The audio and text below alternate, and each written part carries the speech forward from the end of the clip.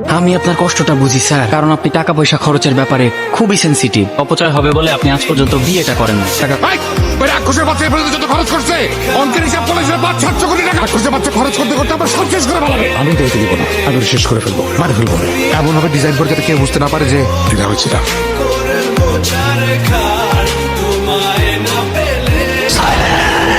ছেলেটার একটু সাহায্য করে, আল্লাহ বরকত দিব। আমার কাছে সুন্দর কখনো বোঝা হয় না, সেটা যতই ভারী হোক না কেন।